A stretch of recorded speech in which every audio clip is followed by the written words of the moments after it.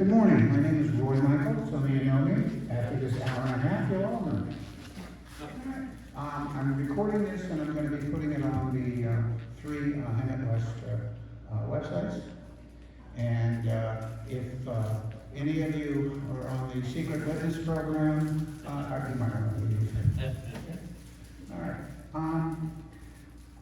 How I got started in this. My wife says because I never got a microphone I didn't like. Oh.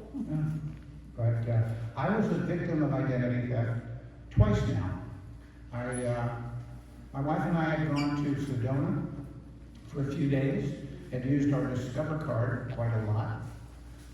Got home late Sunday night. About 6 o'clock on Sunday morning, my phone rang. I answered it, hello. And apparently I'm home with FUD at 6 o'clock in the morning. And they said, this is Western Union, and we want to make sure you are doing an $8,000 transfer of funds to Mexico. I was wide awake then. They got me right on with Discover. Discover canceled my card, canceled the transaction, but I mean, that freaked me out. And then around just before 9/11, I had another charge on my credit card, a different credit card, and I called and I said, this is not mine. And they researched it, and they found out that someone had used my credit card and bought night vision glasses and sent them to Riyadh, Saudi Arabia. So that one got taken care of. I felt so violated. There was a study done, actually among seniors, that stated that the emotional distress of being a victim of identity theft was the equivalent of a physical assault. It had that much effect on people. Now we're going to talk about 20 different subjects here we're going to go through. Let's start with protecting your own personal information. We used to have a cat named Jojo, and he had a problem with his eye, so I took him to the vet, and the vet checked him out and said, well, he needs to go to a cat ophthalmologist. And I'm thinking, oh, that sounds expensive. So we made an appointment, we went to the ophthalmologist, gave him the cat, he was taken aback, and they handed me this clipboard which wanted basically all of my personal information. Social security card, birthday, where I worked, all that kind of stuff. The stuff you really don't want to give people that you don't know what they're going to do with it. So I sat there with it, and I thought, well, they want me to pay for this because my cat has no money. He won't get a job. I was giving one of these seminars years ago when someone mentioned I should get him a job in a cat house. Okay. I was hoping you guys would like me out. I went up to the counter and I said, here's my credit card. And they said, well, what about the paperwork? I said, here's my credit card. That's all you need. Don't give out your personal information if you don't have to. You got to give it to the DMV, you got to give it to your insurance company, you got to give it to Social Security, stuff like that. But for someone, why do they need it if you can't figure out why? Don't give it to them. You want to treat your Social Security number like you would the combination to your safe. How many people are you going to give the combination to your safe to? Nobody, exactly. So that's how you want to do it. Your Social Security is the key to everything. As far as all your other information, so many people just give it away freely. A classic example, on Facebook you'll see a lot of times, what's your birthstone? Mine's Emerald. So I was born in May.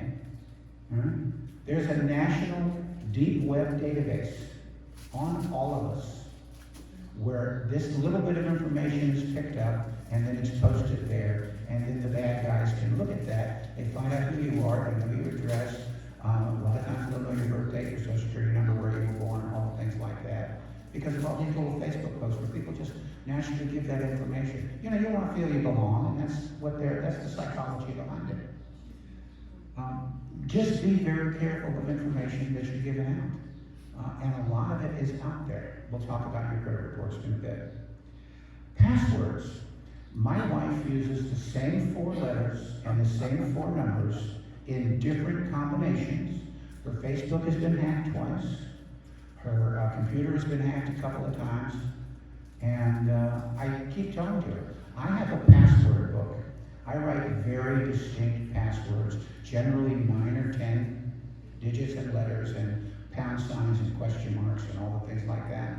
And I have a password book that I write all that down in so I don't have to remember it. It's sitting right in front of my computer. I need to, some of them I memorized because just from using, I know Facebook by heart.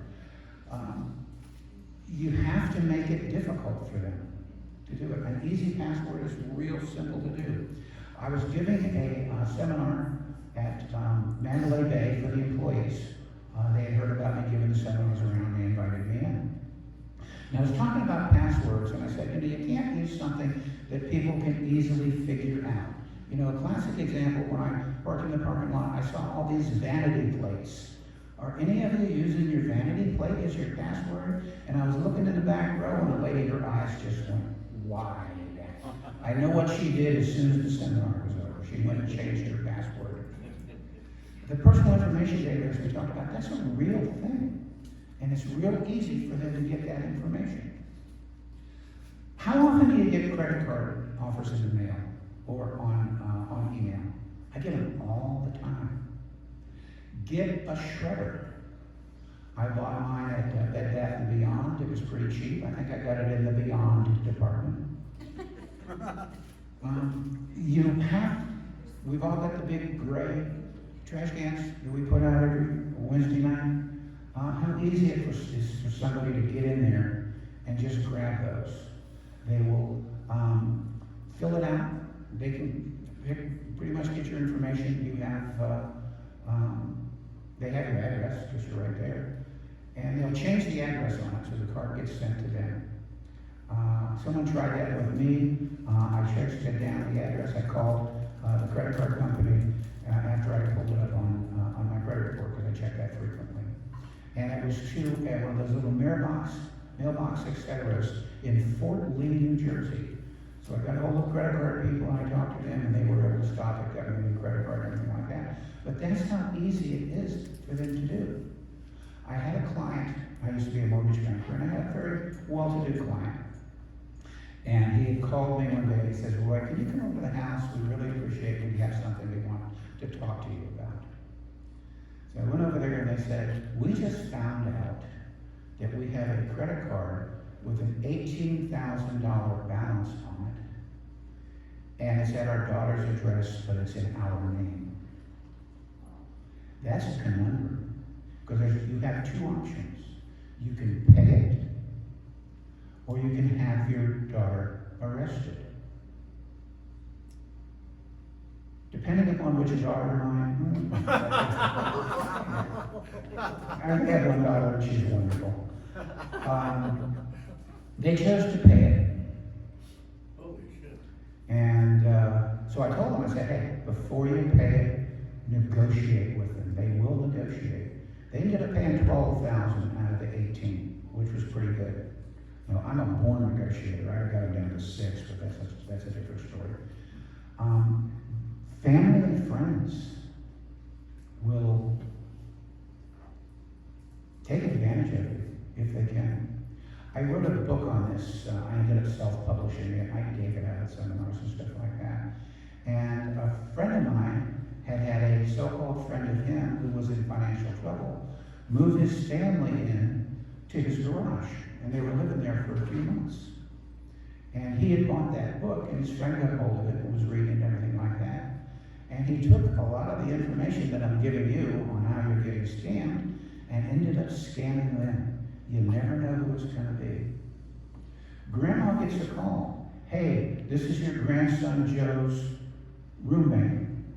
And he just got locked up in jail. He didn't do it, but they want a $2,500 bond. Can you please, Venmo this over or whatever, how they do the money. Did that really happen? No. Probably not. Is your grandson in on it? A lot of times it is. I mean, friends and family, you love them to death, you want to trust them, but, that's what's going on out there. How many of you write checks to pay bills and stuff? All right? Do you know how easy it is to wash a check? They can steal it out of your mailbox because most outgoing mail has checks in it, a good percentage of it. You put that little red flag up on the mailbox, and you are basically telling any thieves, checks in the mail, they'll steal it. You can take a check, you write it with a ballpoint pen like we all did, and they take it, they put a piece of tape over the signature. Then they get a bowl of acetone, which you can buy at Home Depot or Lowe's, and the ink will literally float to the surface.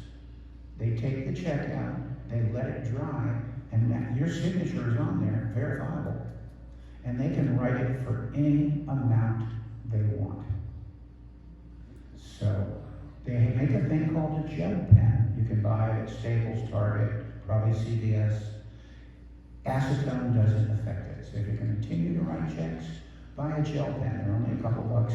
They are well worth it. All right. Do you have more than 2 credit cards in your wallet? I break that. I carry 3. It's a rule I break every day. In the lockbox in my house, I have a photocopy of the front and back of my credit cards enlarged, but I've also written in large numbers the phone number to call, because I had a lot of trouble sitting there at my desk with the light right on it, trying to figure out what the phone number is. Is that a 6 or an 8? You can't see it. No, you can't see it. You can't see it. If I have any issue with a credit card, or I lose my wallet or something like that, that's where I will go to. I was at the mall in Las Vegas years and years ago. I was at Dillard's and I was in there buying something for my wife. And a woman was at the counter. She took her wallet out of her purse. She opened up her wallet and flop, flop, flop, flop, flop. You know those things that hold all the credit cards? I swear she had 27 credit cards in there. If I'm a thief, I'm watching her, and she's not making it to the car with her purse. Because he can put thousands and thousands and thousands of dollars on those credit cards before she even gets the police or anybody else involved. A scam that actually happened here in Hemet. A woman that was at one of the grocery stores, I'm not going to mention which one because they were at no fault. The guy in line behind her was watching her punch in her debit card, the 4 digits. Then he was in cahoots with a woman out in the parking lot. They had watched her walk in. She was in a very nice car. When she got back to her car, the woman grabbed her purse, jumped in another car, and drove away. And they had money out of her account within 10 minutes. Far too fast for anybody to be able to counteract that. There's groups of people that this is their job. The average large scam against seniors is for $40,000 or more. You really got to be careful. The issue is that we're very trusting people. A lot of us don't get a lot of phone calls. A lot of us live alone. Fortunately, I don't. You get somebody that calls you, these guys are very good on the phone. Now, if he's got a Nigerian accent, just stop, because that's the big one. But if he sounds, like he's from India or Eastern Bloc or anything like that, red flags should be going off in your head. They're very convincing. Hi, I'm with Social Security. We need to verify your Social Security number. Why would Social Security need to verify my Social Security number? They already have it. They're talking to me. They called me. Social Security won't call you. You'll get a letter. Same with the police. They won't call you. You'll get a letter, or they'll knock on your door. Let's go ahead and talk about gift cards. It's a little bit farther down on here, but the easiest thing I can say with gift cards is don't. You know what? You ever go to CVS or State Rose or whatever, and they have that whole wall of gift cards. You know why businesses love those? Over $2 billion worth of gift cards a year never get used. What a profit margin. All right? Anybody tells you that you have to pay this fine or this parking ticket or whatever with a gift card immediately. No. Now it gets worse. The scammers have gotten so sophisticated, they're creating their own gift cards. It could be from anywhere from Apple to Zapata shoes. And they take them, and instead of stealing gift cards, they put them on the rack when no one's looking. And they've got it set up through the computer system, so the money gets forwarded to them. You buy a $100 gift card for a relative or a friend, they get the $100. The $100 then goes on the card, and their computer system with their whole room of people that do nothing but watch the computer all day, see that it comes up and immediately take the money out of the card. So now you got to go back to CVS or whoever and say, hey, there's no money on this card. And once they figure out that it's not a real card, you're done. If you're lucky, they'll give you your $100 back, but don't count on that. Same thing with credit cards and stuff like that. Credit cards you're pretty protected from if you catch it before the second bill. If somebody scams your credit card and you don't get it, catch it until after the second bill, they don't have to pay it. Fortunately, on a debit card, they will pretty much cover it unless they look at your account and see that you've had a lot of overdrafts and stuff like that. Then they'll give you a little bit of trouble if they're supposed to pay you. The way to keep a good eye on what's going on with your credit is you pull your credit report. You can pull your credit report free once a year.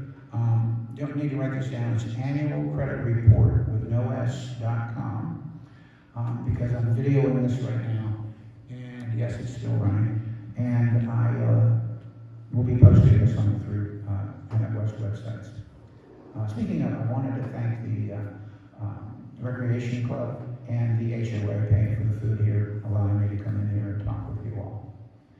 Those guys do a great job, and I'm really thankful for them.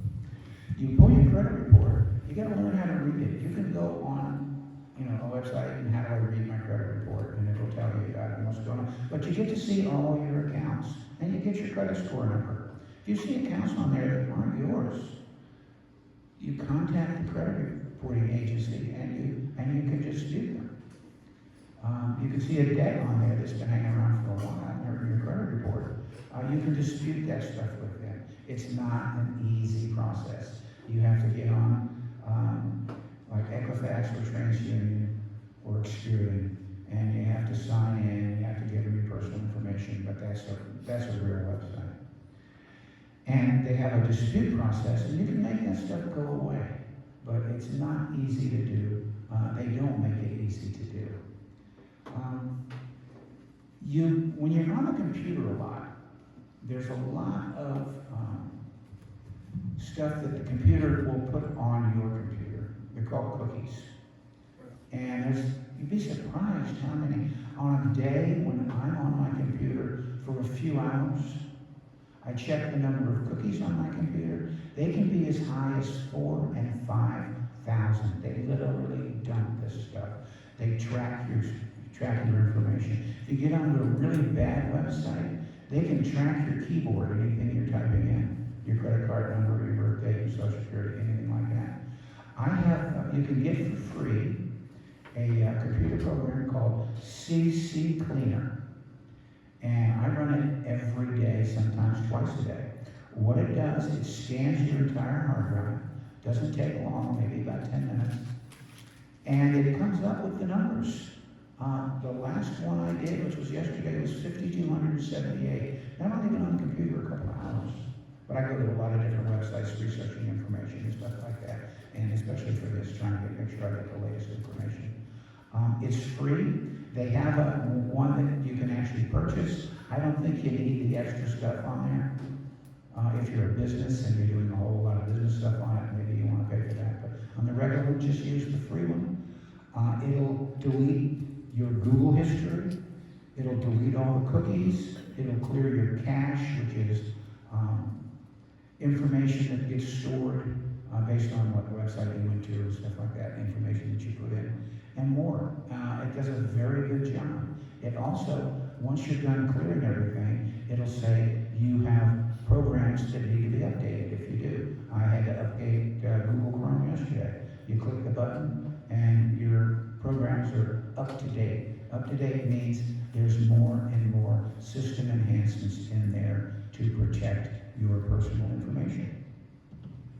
Now, when you get a new computer, do you donate the old computer No. or throw it away? Well, you should destroy it, shred it. There you go. There you go. The hard drive is easy to find. You can Google and say, where's the hard drive in my computer? What does it look like? You take that out. Now, this is where it gets fun. You get a hammer. You look at that hard drive and you tell it, remember all those times you crashed? Remember that time you didn't save that file that I really needed? And you take it, you put it on a concrete floor, you take that hammer and you smack it through physical smithereens. You'll feel so much better. Yeah, right? Let's see, I think we already covered this, and I'm getting a little out of, Best Buy told me on the old computer that they shred the old computers, but did I see them did do they it? pull the hard drive out? I You know, didn't see them do yeah. it. There, you know, you can take a file and delete it. But what that means is the very first letter or number that identifies that file gets changed. Any computer hacker that can get into that hard drive can figure it out really easy and pull up everything that's on there. And they have these programs that, you know, supposedly clean all this. Take that hard drive out and smash it. Or if there's information on there you may want to keep, hide it in a good place in your closet. You know, at the bottom of the box of all the wires that you have for all the electronic equipment you have. No one's going to go through that. And I have some old cell phones that are just sitting there. I'm afraid something like that could happen. I'm not Yeah. sure how to take a Yeah. hammer, the old cell phone, beat it up. Might as well. I mean, if there's personal information on there, you have no idea what's on there. As I said before, your bank, the police, the IRS will never ask you to pay in gift cards, no matter what story they're spinning. And that's a very, very common one. Many times, people have gone to the stores and bought, you know, $500 or $1,000 worth of Apple gift cards, because that seems to be the one that's easier for them to sell on the internet.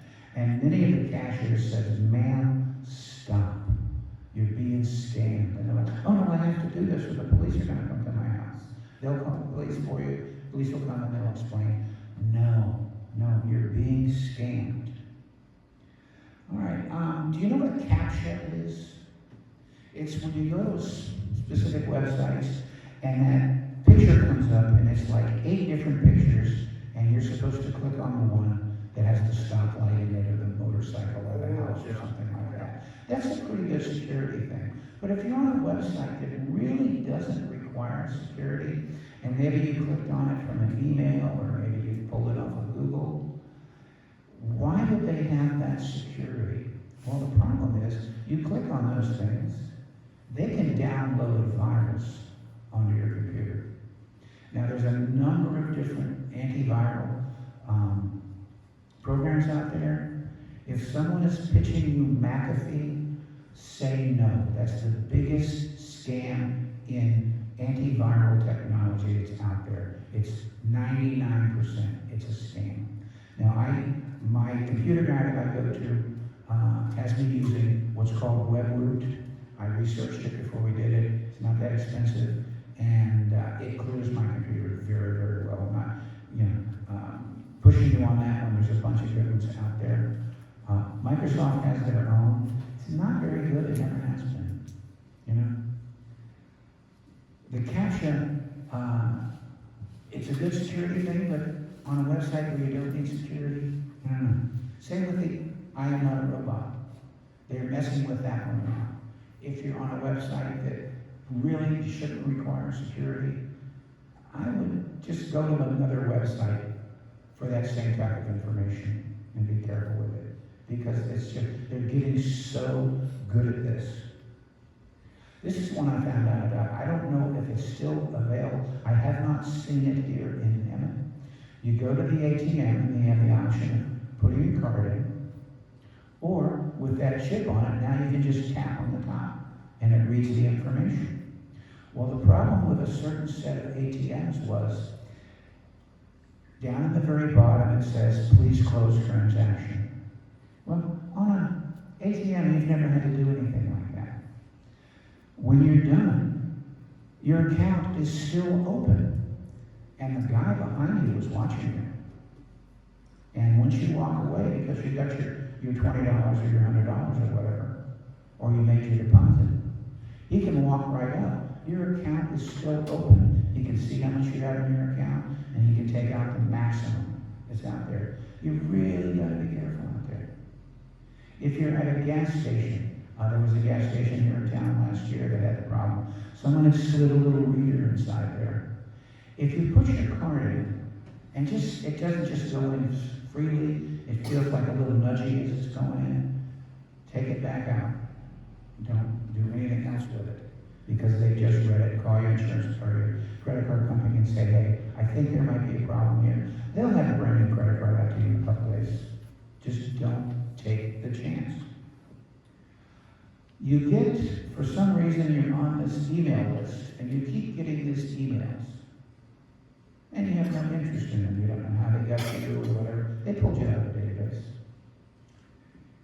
You want to unsubscribe. You click on unsubscribe, and then you have to ask interest in information. You have to click on some more stuff. The more you're clicking on stuff, the more chance they're doing what's called phishing. They're trying to get you to give them your information. They click on it, and all of a sudden, in the background, you've got a program that downloads, and you don't know what that program is going to do. The easy way to do it is up on the top of your email, mark as spam. That email will now always go to your spam account. I check mine, I look at it, and I see everything that's in spam, and I just delete them all that way. Because they're getting so tricky with this stuff. It's just unbelievable. That text, I was talking to you earlier today about, go ahead, do you have a question? No. Okay. Yeah, you can feel free to ask questions during this too. You know, I'm happy to help. Plus, if you have a specific situation that you don't want to talk in public out, after this meeting is over, I'm going to be out in the library. If you want to come talk to me, I'll talk to you on a one-on-one basis. Okay? The tech support thing comes up. This is Microsoft, or this is so-and-so. You have an issue. Please contact this number. You can't do anything with your computer. You can't check that number on your computer. I would check it on my cell phone and find out that, no, it's not Microsoft. And how do you get rid of it? Real simple. Control, Alt, Delete.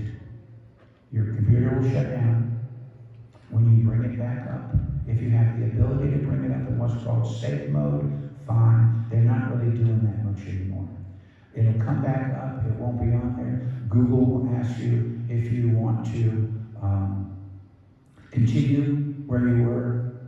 No. Go right into CC Clean. Click on it. Run it. Go into your antiviral. Run it. And then you're fine. It's not a bad idea to go ahead and shut your computer down again, give it a couple of minutes, and then bring it back up. And that makes it go away. I was telling you that I have a buddy I've known since junior high school. And I talked to him about identity theft 8,000 times. And he had that come up. He called the number. The guy got into his computer and made it go away. And he said, I can't take a credit card, but you can mail me a check. He mailed him a check for $150.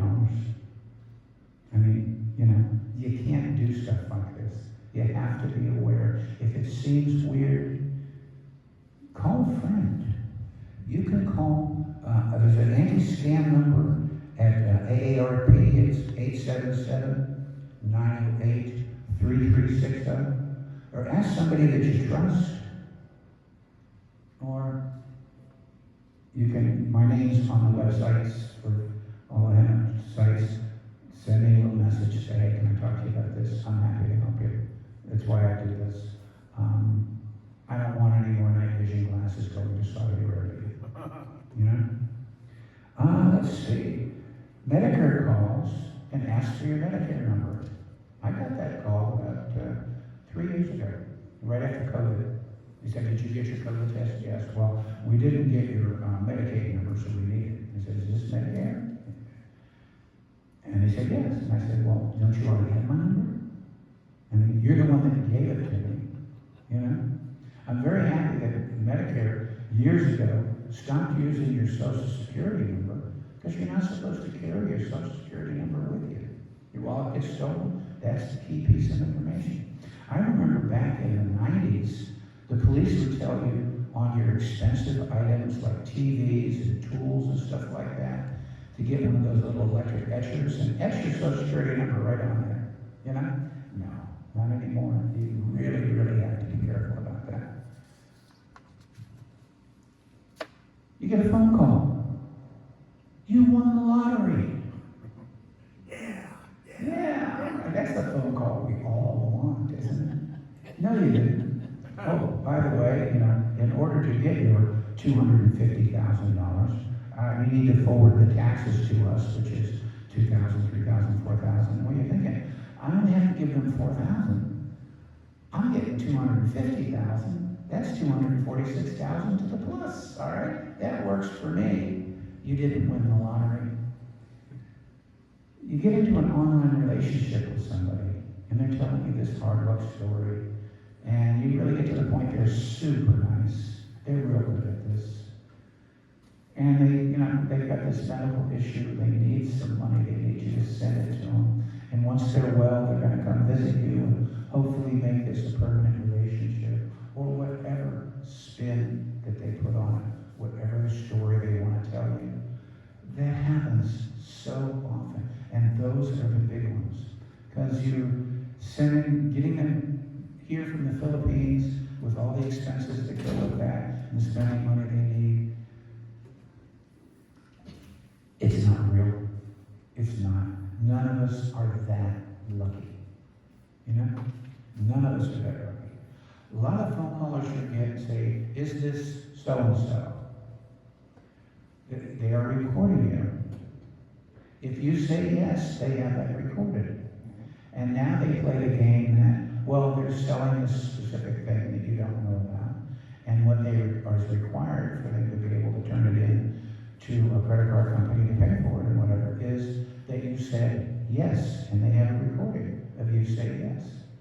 When I get that call, they say, is this Roy Michael? And I say, speaking. And some of them even go in front and say, well, you need to say yes. And I said, I'm still speaking. You know? They have so many tricks. And we're trusting people. You know, we want to be able to trust people. You're on my age. I grew up in middle-class suburbia in a small town in Virginia. It was heaven. I can't imagine what they're going through. Kids are going through now, especially with the schools the way they were. I was real close to the Washington, D.C. area. A lot of my teachers were retired colonels, lieutenant colonels. We had a general.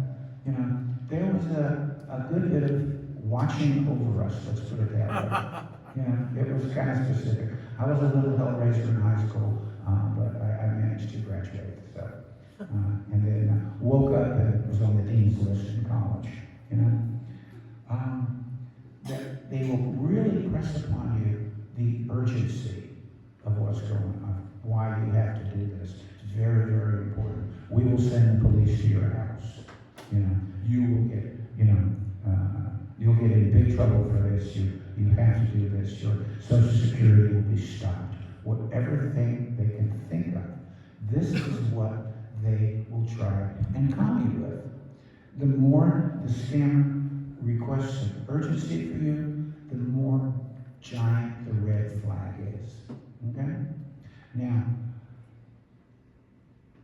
you get a feel for it after a while, especially in emails. If you see a lot of misspellings in an email, boy, what a red flag that is.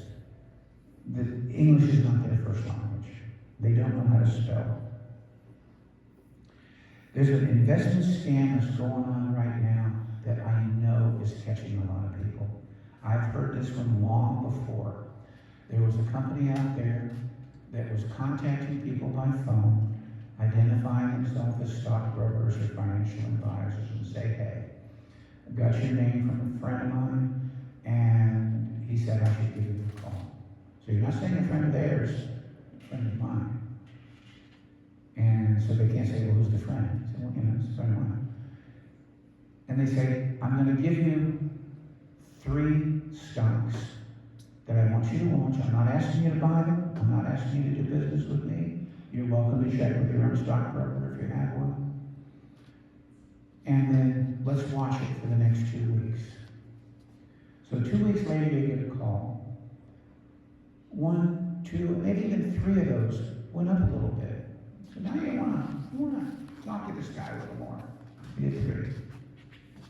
Or they send you a letter for this, or you get an email for this, and they're currently on Facebook all over the place now doing the same exact scam. You contact enough people, they literally have the ability to contact millions of people with this scams. And they send out a whole number of versions. Set of 3 stocks, a different set of 3 stocks, different set of 3 stocks, different set of 3 stocks.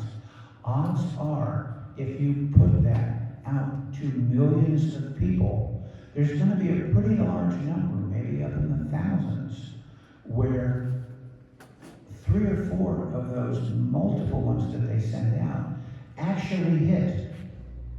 So now you've got 2 or 3 different sets of stocks and all of them hit. This guy is good. How much money can I give you? It all comes down to odds. You throw a million rocks at a bird, you're going to hit him at least one time. And that's the same idea with that. It's mathematically perfect for a scammer. There's really nothing you can do about it other than just say, I don't know this guy from Adam. Why am I sending him $30, $40, $50, $100,000? It's just, they're getting so inventive. It's unbelievable. Let's see where we are. Fake charities. My mom used to give money every year. They would call, it was a policeman's association, and you would get free baseball tickets. Now, she lived in Northern Virginia. Richmond, Virginia is about 100 miles south, and at 75 years old, she wasn't going to any baseball games. And she would get free tickets, which I found out later were free tickets. Nobody had to pay for it, just keep the number of people going. And I talked to her about it, and she got very defensive with me, and I'm like, I know when to back off a mom, And I told her about it until I finally got her to stop, because I said, look, you keep getting these tickets, you have no idea who these people are. If you're doing it for the tickets, you never use them. If you want to give to, police, Fairfax County is the county you live in, contact the Fairfax County Police and say, how can I donate money to you? That's how you do that. Do you know what a QR code is? It's that thing that you see a lot. It looks like a stamp, and it's on paperwork, or it's on an email, or something like that. And you put your phone up to it, and it automatically sets it in so you can go to a certain website. It looks like a postage stamp that Jackson Pollock did the art on, because it's just all squiggly lines and stuff like that. Well, they're using that in, I think it was in the Midwest. The local county had decided that on all the parking meters, they would use a QR code so you could pay over your phone. Which, not a bad idea.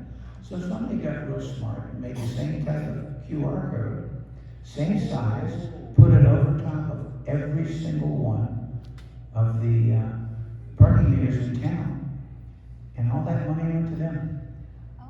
Because the state or the county realized all of a sudden, over a matter of a couple of weeks, nobody was paying for parking. And they went out and they checked it all out, and they checked the machines, and they didn't do anything. Till finally one of them was peeling a little bit, and they peeled it off, and the original QR code was in there. You just have to stay up with this stuff. QR codes are like gift cards. Don't. All right. Boy, we're running through this pretty quick. Any questions? No? Okay. I'm just trying to think of what other things we can go through. Yeah, Well, there's one scam right now on emails from, the,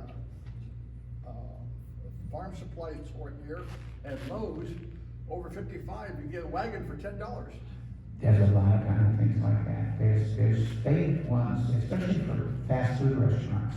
Now, what they did too, now if you use a MasterCard, instead of $10 for that wagon, it's $5. Yeah, yeah. Well, then, needless to say, I fell for it, I had to get it off, and then I got a credit card bill for like $100 or something. And they took it off, but. If it's an unsolicited email, or if it's something on Facebook that just sounds too good to be true. They had one that, some company was liquidating, brand new, laptop computers, and they were like $200. You have no idea how much money they were able to scam on that. I hate to be harsh, but don't be stupid. There's no free money on the internet. Nobody's giving away $1,000 computers. You know, all they gotta do is put them on eBay and they can sell them all for, $500. Everywhere you look, there's something new that's coming up. Political contributions on Facebook. You have no idea. They have great names, against this, for that, support this, support that. That's not how you do it. If you want to go to the Republican Party and donate money, or the Democratic Party, or the Green Party, or whatever's out there now, their offices are usually in town. You can walk in, you can see who they are, you can talk to like-minded people, and if you want to write them a check, great.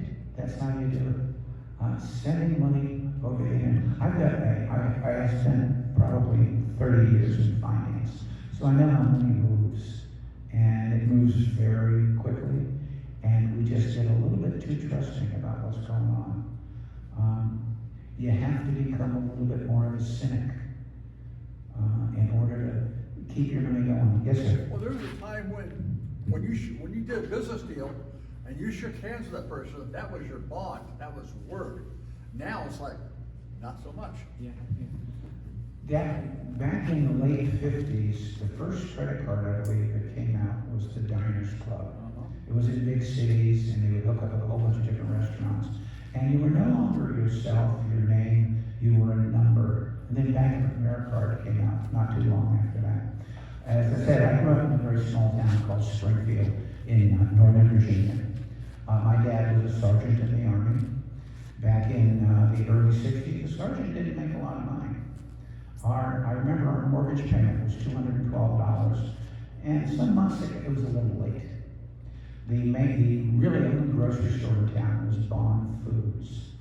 I don't remember the name of the guy that ran it, but everybody knew him in town, so I'll just call him Fred Drucker. Some of you will get that joke. Fred Drucker.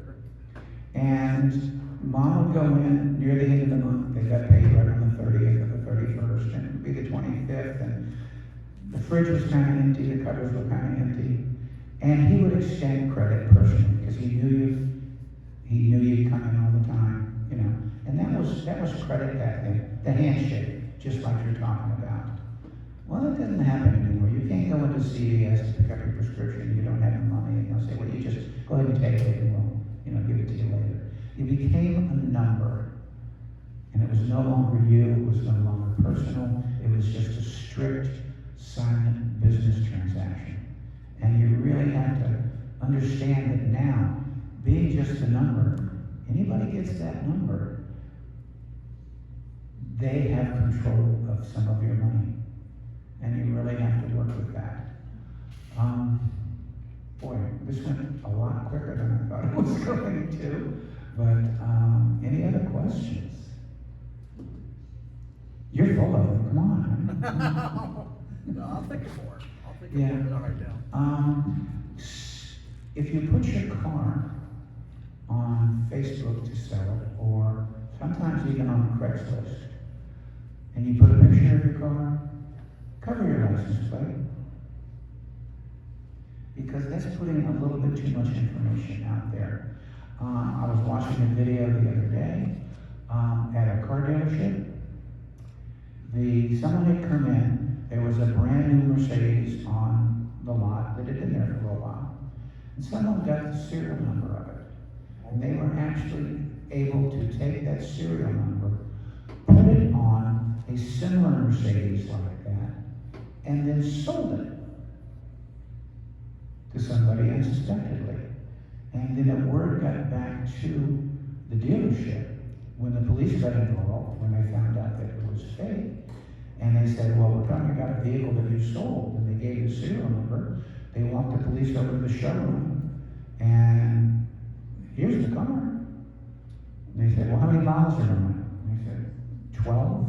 Well, on the paperwork for that car, when it was sold, it supposedly had 37,000 miles on it, because that's the mileage that was on the stolen car.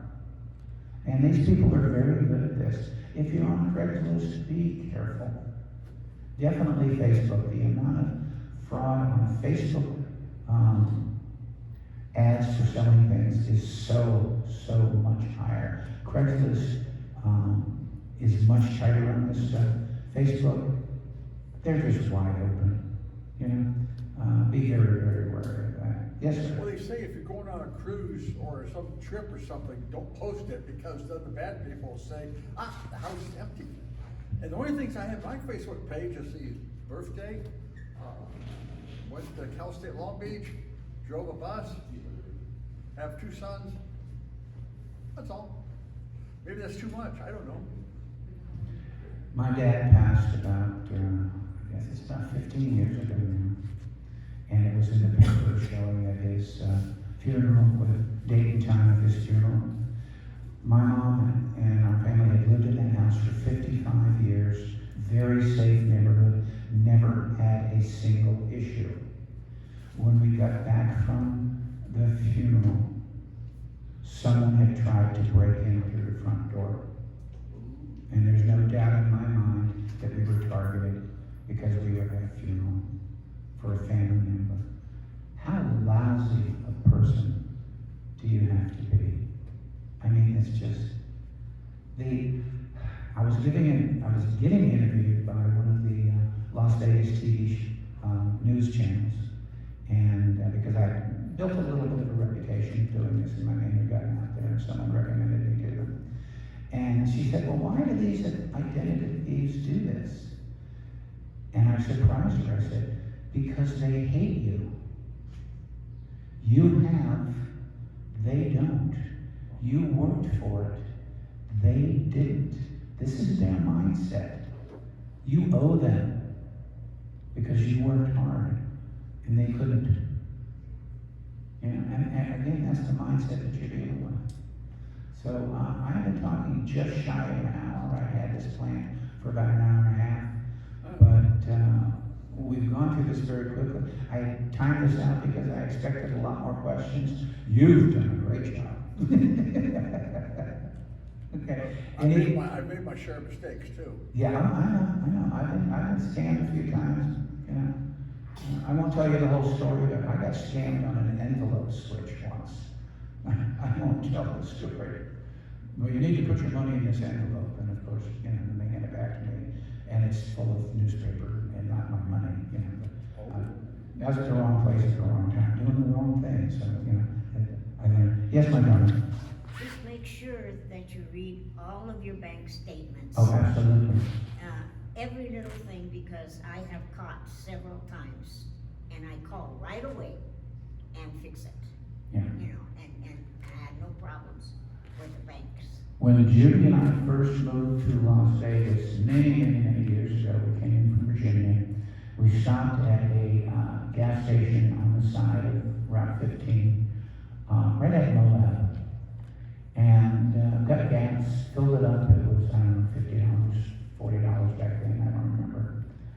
And I checked my credit card statement when it came in, and I had 2 charges at that gas station for the same day, about a half an hour apart. There's no doubt in my mind they got the number and then ran it through again for another $40 or $50. You know, it's that simple. Great question, because You have to go back, it's the same thing like going through your credit report. You have to look at it at least once a year and go through it item by item, item by item. And all your credit cards and your bank statement. Banks make mistakes too. And they also, someone on your debit card, if it gets scammed a little bit, you watch the things like if somebody on your debit card or credit card does something for $1, are you really gonna worry about it? They're just testing your account to make sure it's good, because the next hit's gonna be for $1,000 or whatever. It's little things like that you can pick up on. Those are red flags to tell you, what's going on with that. And then if somebody does that access, because you didn't buy anything for $1, All right? Do you save the credit card receipts? I bring them home if I bought something expensive, especially if it's an electronic device. I put the receipt in the box with the owner's manual, and I've got a closet full of this stuff that my wife is always giving me. Why do you need to keep that so long? Well, it comes in handy. If there's an issue with it, I've got the receipt, I've got the box and stuff I'm like talking that. about like the grocery store or the restaurant and whatnot. I have about 10 of those purple canvas carry bags, and if you look in the bottom of those bags, there's receipts in there for the last 2 years. I don't really check through that. I watch pretty closely when I'm getting. I try to tear them up after I go through them, but a lot of times I've been careless and just, that whole receipt, the bad people would grab that receipt and get enough off it, couldn't they? Yeah. One of the things they do, if you throw away the receipt in the trash can outside the store or whatever, thieves go through that. They see the list, they've got the receipt, and they go in and steal whatever you bought, or the most expensive item or whatever, steal that, and then they go in and turn it in and get cash back. There's so many different ways to scam people out here, and it's just something you've got to be so careful with this. All right? Shall we cut this off? Yeah. You've listened to me for 55 minutes. My wife said that's more than she wants to listen to me. I love the girl to death. She's fun. We'd like to meet her. Oh, yeah. She's a stroke survivor. She doesn't really like to get out in public too much. So, Is that the one, is her name, not Judy, your wife's name is Judy? Judy, yeah. There's a Melinda that was there last night at the movie, that's also a stroke survivor. in Yeah, wheelchair. there's quite a few of them here. When I did the petition for the warehouses, you'd be surprised how many people contacted me and says, hey, I'm housebound. So I need to, can you come by? Absolutely. I had no idea. And then one day I counted all the wheelchair ramps. We're an Asian community and we have our issues, all right? I want to thank you very much for coming. Like I said, let your neighbors know that this will be on the Emmett West website, the Recreation Club website, and the HOA website. And I want to again thank the HOA and the Recreation Club for letting me do this, all right? Thank you. So you guys have a great day, all right? Thank you very much for listening. Yeah. All right, I even got a clap back there. I like that. All right. You got one out there? Yeah. Thank you, guys.